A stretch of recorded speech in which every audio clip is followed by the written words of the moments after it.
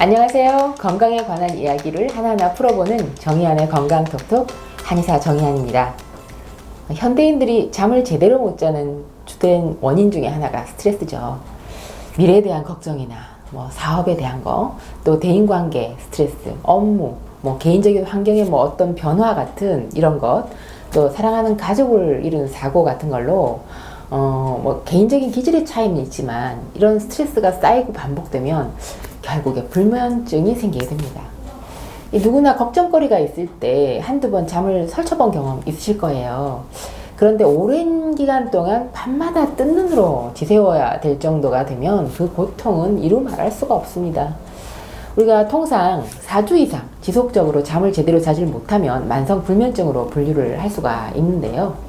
이 오랜 기간 동안 밤새 뜬 눈으로 지새우면 낮에 활동하는 시간에는 피곤하고 졸리고 집중력이 없어지고요. 이 사리 판단도 흐려지면서 이 불면으로 인한 호흡장애나 근육 질환의 어떤 신체적인 문제까지 생깁니다.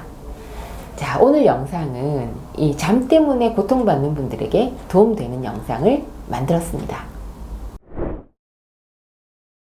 제 환자분 이야기로 시작을 합니다. 이분은 새로 부임한 상사하고 업무상 부딪히는 일이 잦아지면서 견디기 힘든 날이 계속됐습니다. 그러다 보니까 잠을 자다가 깨는 날이 하룻밤에 대여섯 번, 그리고 새벽에 잠이 깨가지고 그 다음에 잠을 못 이루는 일도 일주일에 한 두세 번 정도 된다고 하셔요. 잠을 제대로 못 자니까 낮에 너무 피곤하고 또 해가 지면 잠잘 일이 까마득해가지고 이제 밤이 너무 두려운 거죠. 수면제를 먹어도 눈을 멀뚱멀뚱 뜨고 몸을 뒤척이고 밤을 이렇게 지새우는 날이 점점 많아지니까 신경정신과에서 처방받은 수면제를 안 먹자니 너무 불안하고요. 계속 먹어도 깊은 잠을 자질 못하고 이제 이런 상태에서 저를 찾아오셨어요. 자, 이분처럼 잠을 제대로 자질 못하고 수면제도 제대로 안 듣는 상황이 되면 업무는 당연히 안 되고 일상생활이 엉망이 되겠죠. 잠을 제대로 자지 못하는 게 얼마나 몸에 무리를 주는 건지 하나하나 알아보기로 하겠습니다. 이 잠을 잔다는 건 낮 동안 잠시도 쉬지 않고 느끼고 생각하고 갈등하고 판단하고 결정하는 것을 반복하면서 이 과열되어 있는 이 뇌를 쉬게 해줘서 뇌 피로를 말끔하게 씻어주는 황금 같은 뇌의 휴식 시간입니다. 얕은 잠을 자면서 꿈을 이렇게 꾸는 시간은 이게 정신적인 갈등이 해소되는 시간이고요. 이럴 때 뇌 혈류가 증가하고 신경 발달이 촉진됩니다. 꿈을 꾸지 않는 깊은 잠을 자는 시간 있잖아요. 그 시간은 신체 에너지를 보충하는 때입니다.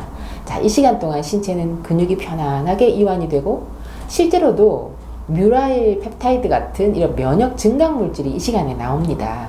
그러니까 깊은 잠은 신체 면역을 증강시키는 보약과도 같은 거죠.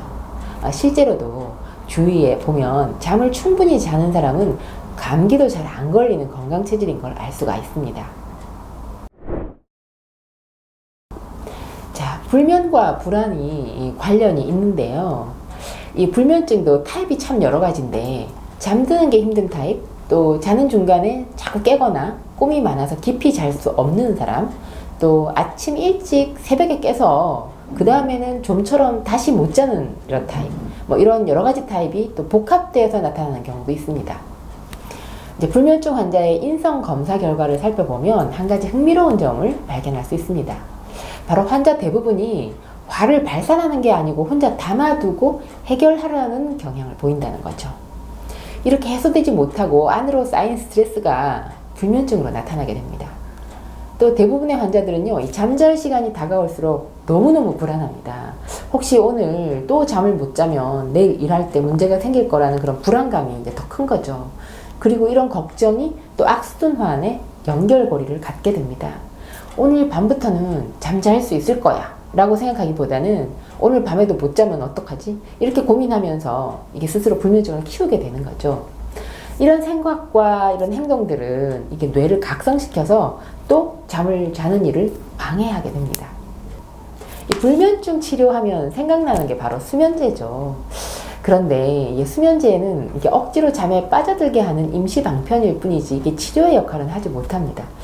짧은 시간 안에 잠이 들기는 하는데요. 습관적으로 이제 복용을 이제 하게 되잖아요. 그러면 이게 의존성이나 내성 같은 부작용 나타날 수 있고요. 긍정적인 생각과 여유가 오히려 수면제보다 더 필요한 경우가 더 있지요. 그렇지만 병원에서 이 불면증 치료에 수면제나 수면 유도제를 처방하는 것은 결국에는 약을 먹고도 잠을 전혀 자지 못할 때에 몸에 오는 어떤 그런 과부담을 덜어주기 위한 방법이니까 필요할 수가 있습니다. 그런데 이제 한의에서는요, 이런 불면증을요, 한약과 약침을 사용해서 이 머리 위에 떠 있는 화를 아래로 끌어내리는 근본적인 처치를 합니다. 그래서 저절로 잠이 들 수 있도록 몸을 유도한다는 데 차이가 있습니다. 사람은 45살이 넘으면 이 수면 효율이 떨어지고 자다가 깨는 횟수도 증가합니다. 수면에 영향을 주는 질환이 아니더라도 이게 나이가 들면서 양질의 잠을 잘 수 없게 되는 거거든요. 근데 어떤 사람은 옛날에는 잠 잘 잤는데 지금은 그렇지 않다, 뭐 이렇게 불만을 갖는 분도 있어요. 그런데 나이가 들면서 나타나게 되는 생리적인 변화를 스스로 이해하고 받아들이는 것도 이 불면증 치료에서 중요한 부분입니다. 스스로 예민한 성격이라면 조바심 내지 마시고 조금 무뎌지는 것도 불면증엔 약이 될 수 있습니다. 자, 불면증을 예방하고 치료하는 데는 몸과 마음을 이완하는 것이 제일 좋은 방법입니다. 잠자기 전에 20분 정도 따뜻한 샤워를 하면 자율신경이 교감신경이 긴장되어 있는 상태에서 부교감신경 이완 상태로 바뀌면서 마음이 차분해지고 뇌 긴장도 풀어줍니다. 이 말고도 정기적으로 저녁에 명상이나 근육 이완, 복식 호흡 같은 이런 이완요법을 해보셔도 도움이 됩니다. 자, 불면증을 예방하고 치료하는 음식도 알아보겠습니다. 자, 첫 번째는 산조인 차입니다. 이 산조인은 산대추나무의 씨거든요. 이 씨를 건조해서 약간 볶아서 사용하는 겁니다. 이제 심장을 편안하게 하는 작용이 있어서 숙면을 취하기가 어렵거나 불면증이 심한 상태, 또 마음이 불안하고 잘 놀라는 데 많이 쓰는 한약재입니다.